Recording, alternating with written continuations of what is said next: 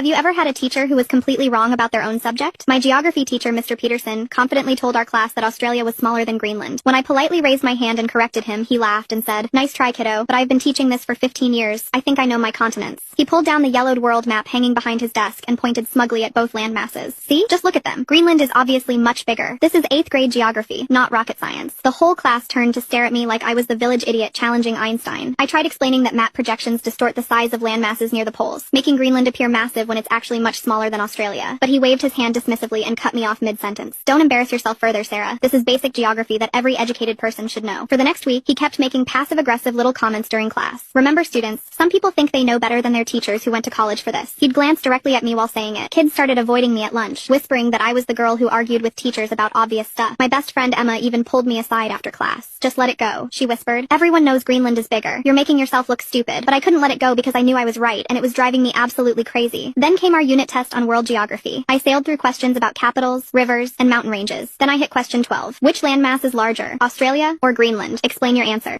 I stared at that question for a solid 5 minutes, pencil hovering over the paper. Write the wrong answer and betray everything I knew was scientifically accurate, or write the correct answer and fail the test. My grade point average flashed before my eyes. I needed an A in this class to stay on honor roll. Finally, I took a deep breath and wrote, "Australia is larger. Australia covers 7.7 million square kilometers, while Greenland covers only 2.2 million square kilometers. The Mercator projection makes Greenland appear larger than it actually is." He handed back tests the next day with mine dramatically placed on top of the stack, marked with a giant red X and 5 points scrawled angrily across my answer. "Class, this is what happens when you don't listen during lessons," he announced, waving my paper around like evidence of my stupidity. "Some students think they can just make up facts." 28 pairs of eyes stared at me with a mixture of pity and secondhand embarrassment. I wanted to crawl under my desk and disappear forever. My face burned hot with humiliation as snickers rippled through the classroom. That afternoon, I marched straight to the school computer lab, determination fueling every step. I spent 2 hours researching and printing articles from trusted sources. 20 pages of cold, hard facts with official measurements and scientific explanations. Australia, 7,692,024 square kilometers. Greenland, 2,166,086 square kilometers. Not even close. The next morning, I walked into class 15 minutes early and placed the thick stack of evidence on his desk without saying a single word. Then I sat down and waited, my heart pounding like a drum in my chest. When Mr. Peterson arrived,